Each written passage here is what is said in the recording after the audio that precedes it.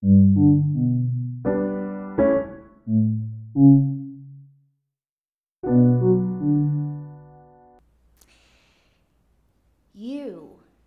have the power to affect great change. Every single day for the whole of your life, you have the power to affect great change. All you have to do is flip the scripts to the status quo, change it up completely, and prioritize the production of your joy. You see, when Gandhi invited us to be the change we want to see in the world, he was actually giving us sage advice for the ages. What we have now is evidence coming in from neuroscience, from anthropology, from economics, indicating clearly that when you choose to live in joy, you can and you will actually change the world. Research shows that communities with greater numbers of emotionally thriving people, they have lower rates of social problems like teenage drug addiction, teenage pregnancy, and they have higher rates of positive indicators. Educational achievement, for example, these communities have higher numbers of high school and college graduates. Joyful people actually also contribute to healthier nations. For example, there are lower rates of preventable lifestyle diseases in nations with happier people. What we have is study after study proving clearly that when you choose to flourish your well-being to a frequency of joy, it does change the world. And of course, it also changes you. Emotionally thriving people, they report stronger family relationships, better friendships, better romantic relationships, higher rates of actually enjoying rather than dreading their work. And you've got some really consequential physical outcomes as a result of thriving your joy. Joyful people have dramatically lower risk of heart disease, heart attack, and stroke. And joyful people have been shown to have expanded lifespans of a decade and more.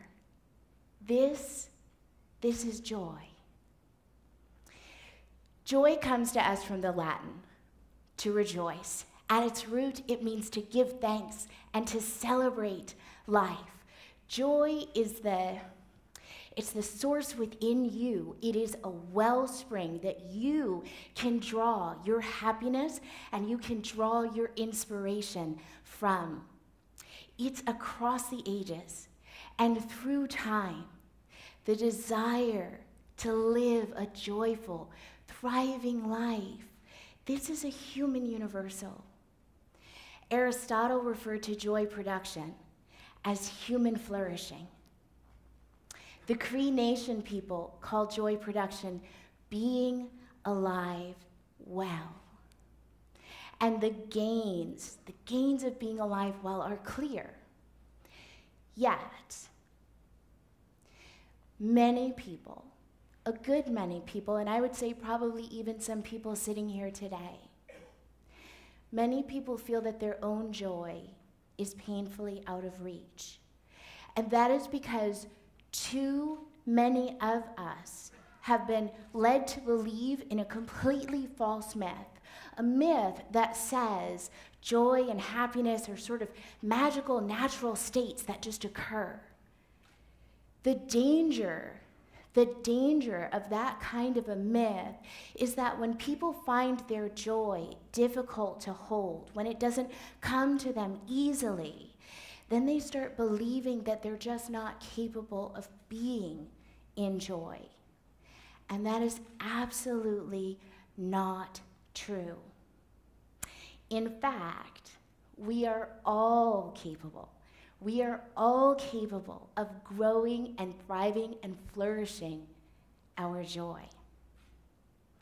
Getting rid of useless mythologies allows us to come to this life-changing fact that we can use simple methods and practical techniques to actually expand our experience of well-being on a daily basis. And your joy production is going to demand of you your actual concerted effort.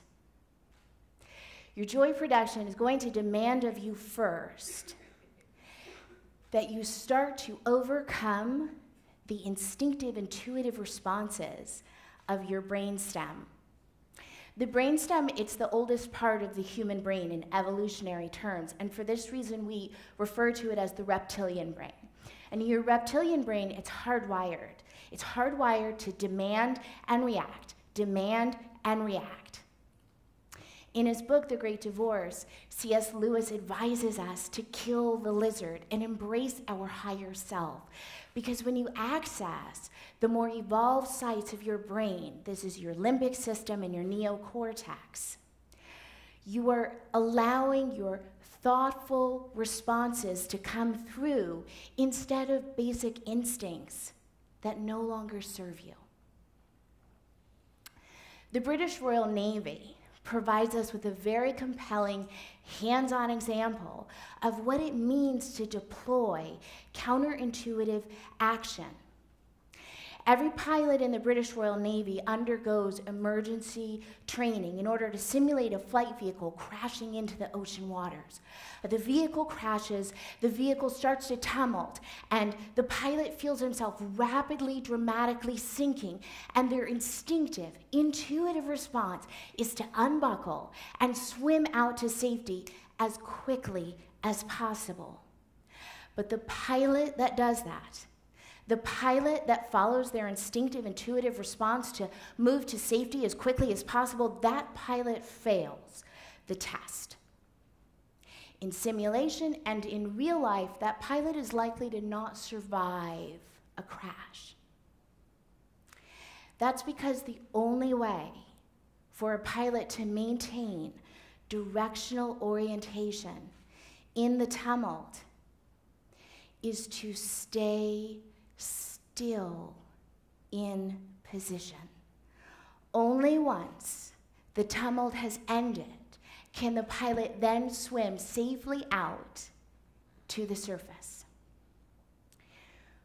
When life is coming at you, when you're getting your curveballs, your obstacles, your upsets, your problems, and your dilemmas, your instinctive, intuitive response is to do what? It's to problem solve, it's to do something immediately, it's to do something more, to make more of an effort. Or you may be in the escape pod group, and your instinctive urge might be to just escape as quickly as possible, to just run away. But, like the pilot, your best response in the face of chaos, in the face of challenge, is to be still. In Buddhism, we call this shamatha. In Christianity, we call this stillness, be still and know God.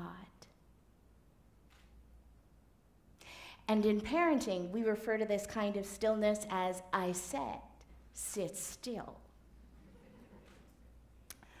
Whatever your frame of reference, understand that taking a seat in stillness in the face of difficulty, it's mandatory.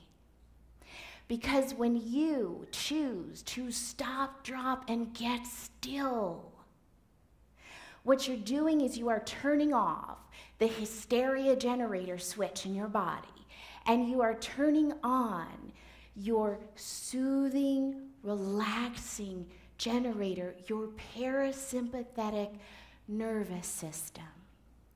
Triggering your parasympathetic nervous system is going to allow your hormones and your neurotransmitters to recalibrate themselves, to flow back into a state of balance. And that ease of breath that you need, that calmness of heart rate that you need, That's going to come, as will the solutions to the problems that you have been looking for, along with a motivated peace of mind. This brings us to the next principle of joy production. When you are trying to overcome chaos and to maintain your sanity in the face of difficulty, when you are making the effort, the real honest effort, to grab hold of joy and gratitude in the face of stress and anxiety, it's actually not enough to just think positive thoughts. Positive thinking is absolutely vital to an emotionally healthy landscape. This is entirely true. Positive visualizations, positive affirmations, positive ideations. We need these tools to be emotionally well. That's absolutely true. But when we tell people that you can simply positive think your way out of depression, that you can simply positive think your way out of distress, this is a disservice to the science of well-being, because it is in stillness, and it is in the next step, meditation, that you give your body, your brain, your physiological processes the opportunity to reset and rejuvenate. It's in stillness and it's in meditation that you give yourself the opportunity to have a promotion of the production of your neural stem cells, what we call neurogenesis. Meditation and stillness provide you with the foundation core that promotes the physical processes which make your emotional well-being possible. Now, meditation has been studied for thousands of years by its adherents, but it's only recently that we've begun taking a look at it in the scientific community. And its impacts, its powerful effects, are really astonishing. Meditation has been shown to decrease people's symptoms of ADD, ADHD, depression, anxiety. We have studies showing that people who have been or are currently incarcerated have a significant up-level in their positive outcomes, enabling them to live with greater productivity and centered calm. And for the many, many people throughout the world suffering from post-traumatic stress disorder, meditation has been shown to dramatically and critically improve their quality of life. Neuroscience has allowed us to see the effects of meditation on the brain itself, and the results are really stunning. Meditation is so effective that doing it for just 30 minutes a day for 8 weeks has been demonstrated to expand the gray matter in your brain. And this gray matter, it matters a great deal, because gray matter, it's the master and commander of your emotional regulation, of your memory, of your learning. Now, with meditation, you can start anywhere. And there are hundreds of methods to choose from. In fact, there's even your own method. When I first started making the effort to meditate, it was a spectacular failure. Because for me, nothing was more counterintuitive and uncomfortable than having absolutely no thoughts at all. There was a tension between trying not to think and thinking. It was really upending, and it even caused me to have migraines. But knowing the positive benefits, I didn't quit. Instead, I went totally rogue. I made up a meditation practice, And to pursue it, I invited my hero, my mentor, and my very long-time imaginary friend, Bruce Lee, to come sit with me and guide me along. Now, I want to stop really quickly here, understanding the relationship between gratitude and joy, and take a moment to say thank you to another hero of mine, my father, who took the time to draw the picture of Bruce Lee for me so that I could have it for this talk today. Thank you, Dad. Now, while I refer to my father for visual art, in learning how to still the mind, I refer to the little dragon, who once rightfully called himself a master in the art of expressing the body. So for my Sci-Fon rogue practice, I would imagine Bruce Lee sitting across from me, inviting me, and he would say, "Be like water, my friend." And I would repeat aloud, "Be like water, my friend." Inevitably, after just a few breaths, my mind would start to wander into another barrage of thinking thoughts, and so I would invite Bruce back to say, "Be like water, my friend."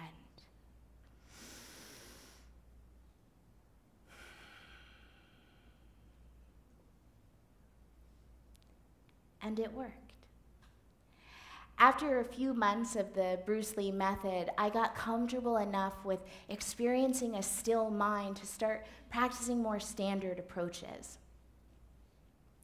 I share this story with you today so that those of you who are new to meditation and those of you who have tried it in the past and found it a little too difficult know there's no one right way to do it.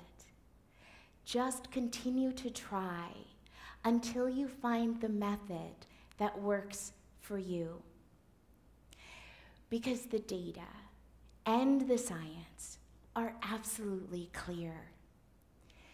Your individual joy has tremendous significance. We all know the merits of good pursuits, like completing a college degree, taking care of a loved one, pursuing volunteer opportunities, pursuing career growth, raising a loving, healthy family. We know the merits of this. We know the value of prioritizing this. I invite you today to expand this list, because steadfastly prioritizing the production of your joy is actually one of the most effective contributions that you can make to your personal and our collective dreams.